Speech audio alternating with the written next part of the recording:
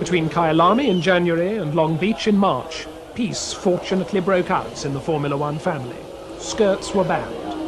Things looked good for the teams who hadn't raced in South Africa. They'd had time to comply with the new rules. Fortunately for the sport, motor racing is never predictable. It wasn't one of the loyalists who was on pole, but Riccardo Patrese of Arrows. A first pole for both driver and team.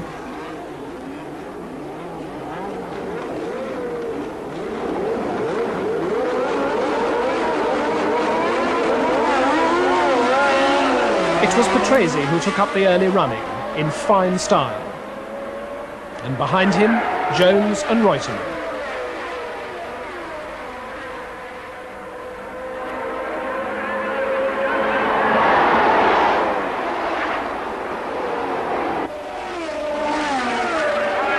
And then Reutemann and Jones. For lap after lap, Reutemann stuck to Patrese's tail. He didn't threaten him. Patrese was quite at ease. But after all, Reutemann must have thought, you can always hope for a mistake.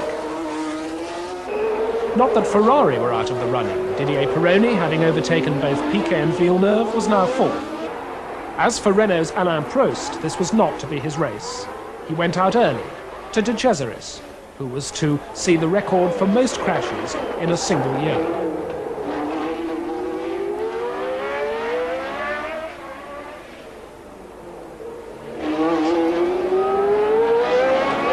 Piquet was running steadily, but the real battle was still up front between Reutemann and Patrese.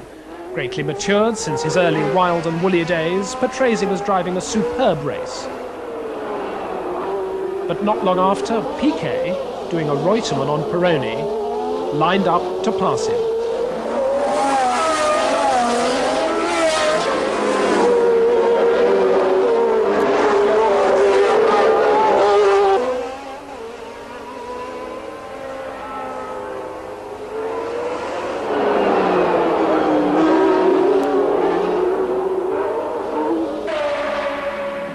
Patrese's engine seems to falter. There is no let-up for the Italian. Reutemann, sensing the kill, tries it on once to see how Patrese reacts. Superbly. However, if it doesn't work the first time, try again. And this time Reutemann slips by. Patrese tries to stay with him.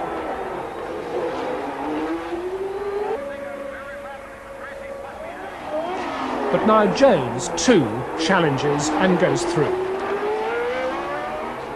That puts the world champion solidly behind his number two. Not where he belongs. Not the safest spot for Reutemann.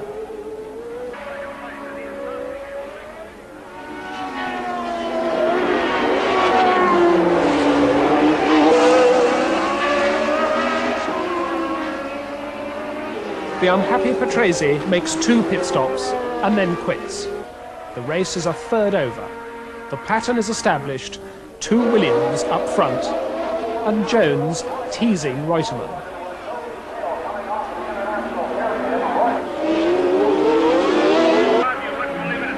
Marc Surer, a tough, competitive driver, goes between Reutemann and Jones, and as they come up to the bend, Reutemann inexplicably makes a dreadful mistake. Surer has to come almost to a dead stop, and Jones simply accelerates past both of them.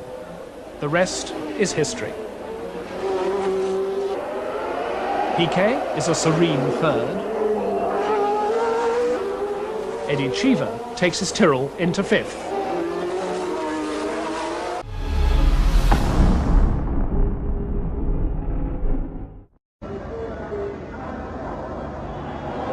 At the start of the warm-up lap, Prost's car didn't go anywhere. Fabi's car didn't go much further. Prost ran back to the pit lane from which he would have to start in the spare car, while Fabi got going again and trailed the field around to the back of the grid, having exchanged first position for last. So Mansell found himself on the pole. All this happened before the race even started. When it did, Berger outdragged Mansell, with Piquet, Arnoux and Alboreto all chasing them.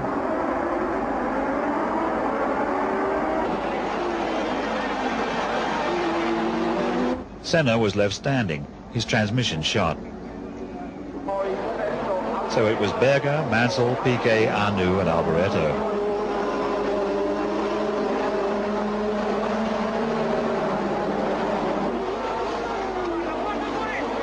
With all Italy watching, Alboreto went past Arnoux into fourth spot, as Rosberg tried to shake off Johansson, the honorary Italian. Tombay's Lola looked bad enough until you saw the other guy. Patrese in the ill-fated Brabham, which didn't really need this on top of everything else. Mansell took first place from Berger as they accelerated out of the Parabolica. Berger's Benetton into third place, cheered to the echo even by those Italians wearing Benetton sports shirts. Prost had started even further back than Fabi, but now went past him into 8th place. Alboreto proved that the Ferrari was still a handful. He spun the car, creating the same effect in the audience as if he'd thrown a tomato at the Pope. Having allowed him to risk his neck for almost half the race, after much confabulation the officials decided to black flag Prost for being foolish enough to listen to them when they allowed him to start. For 2 laps he understandably ignored the signal, but then stopped with a blown engine. At one time he was 5th and certainly would have gone even higher. It is worth reflecting, in view of later events, that Prost was not without his share of bad luck in 1986. Alboreto got moving again after his spin, but eventually retired. The leading 4, Mansell, Piquet, Berger and Johansson, all made pit stops but ended up in the same order.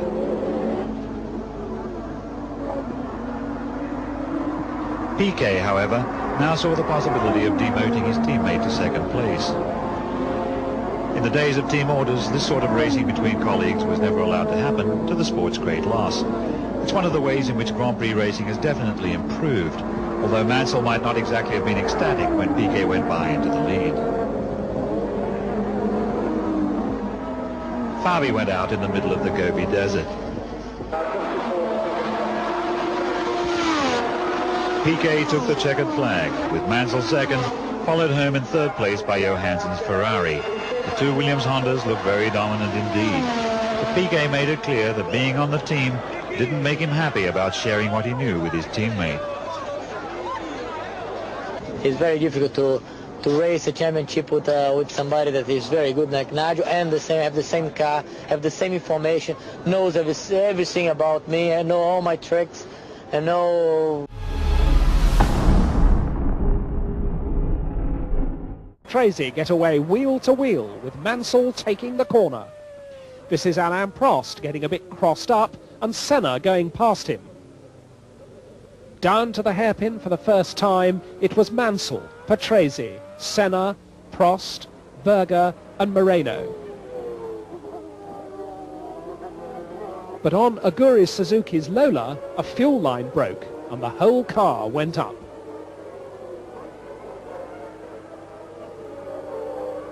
McLaren's problems in Canada began with Berger's retirement with misfiring.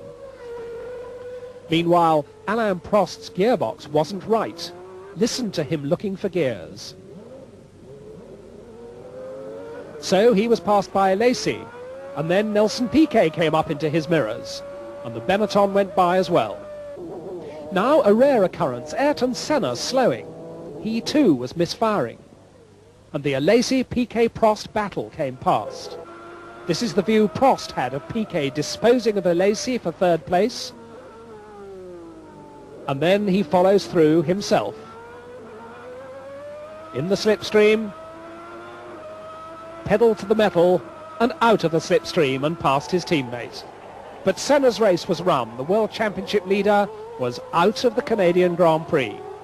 Well, I had the electrical problems early in the race, and I had no information from my dashboard, computer and rev counter. I had no revs reading. I was just changing gears by my ear and no information whatsoever. And I called on the radio. I told the team that I thought was electrical problem and also a battery, probably a battery going flat. But I couldn't do anything, so I continued for about 10 laps. Then the engine completely expired with the lack of energy. I think it was just battery gone or some short circuit. And Prost's gearbox, troublesome throughout the race, stopped him a lap later. Truly, this was turning into the year of gearbox failures. The other Ferrari of Alesi didn't last much longer. Its engine failed. Both McLarens out, both Ferraris out, Williams now 1 and 2. In the closing stages, Stefano Modena was charging in the Tyrrell. Patrese was slowing with his own gearbox maladies. But now Nigel Mansell's dominating drive faltered on the final lap, within sight of the flag. With the race in his pocket, Mansell could only coast to a halt with a dead engine as Nelson Piquet inherited a lucky victory for Benetton, ahead of Modena and Patrese. Meanwhile, poor Nigel Mansell could only reflect on the wisdom of the old motor racing cliché, to finish first, first you have to finish.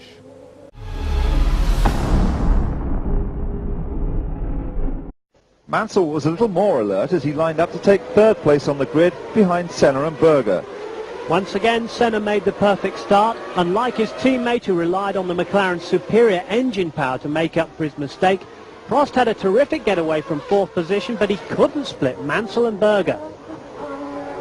Lap 2 brought Berger's second mistake of the day. He was trying to adjust something on the dashboard when the McLaren bounced over a bump, pushing his hand onto the ignition switch, which promptly cut the engine. Mansell gleefully moved into second place. Already past Prost, Piquet's win in Japan had obviously fueled the former world champion's appetite, because he proved the point by another great outbraking manoeuvre on Berger, and this took him through into third position. The crowd were entertained by some aerobatics from Nicola Larini in the Ligier. Amazingly, Larini could continue.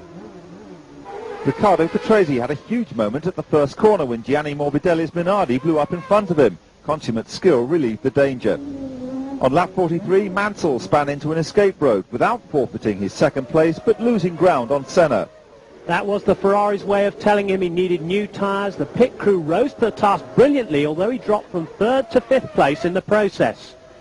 Berger, meanwhile, was on his way to mistake number 3. He ran wide over a high curb to let Prost through to third place. The first win of the year, still to elude the Austrian. Then came the strangest of sights, Senna driving straight on at a corner and head-on into a crash barrier. Later, the new world champion revealed he'd had a gearbox problem. No win to celebrate his second world title. For the second year running, Senna fails to finish the last 2 races. Getting the most from his new tyres, Nigel Mansell was by far the quicker of the Ferraris. Alain Prost acknowledged the fact and led his teammate through without a fight.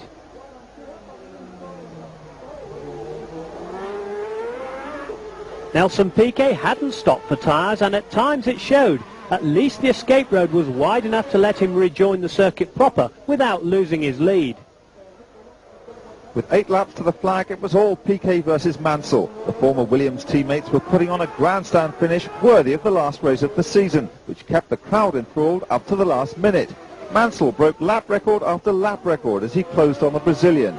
No one knew whether he would catch his man and earn himself a fitting farewell to Ferrari. Behind them, Prost came close to ending his race early, running wide at the same corner as Berger and Piquet. The last lap, Mansell had but one hope left for the lead at the end of the straight, and he bravely went for it, but failed. The Benetton and Ferrari narrowly missing each other, and Mansell losing time as he recovered. The danger was over for Piquet, and he had a clear run to his second victory in a row and third place in the Drivers' Championship. Few could have predicted an end to the season quite like this for the former world champion. Now the prospect of a 4th title looks eminently possible. So Piquet brings more joy to Benetton hearts, and a valiant second place for Mansell, with Prost 3rd, Berger 4th, Boutsen 5th, and Patrese picking up the final point for Williams. By now, Nelson's getting used to winning again. Well, I was very comfortable in 10 seconds in the front, and I got 2 big traffics in the 2 laps in the road, and Nigel closed about 4 seconds after that. And after that, I tried to overtake people, make my tires a little bit dirty. I went straight to one of the corners, and Nigel closed up the rest. And after that, I started to go like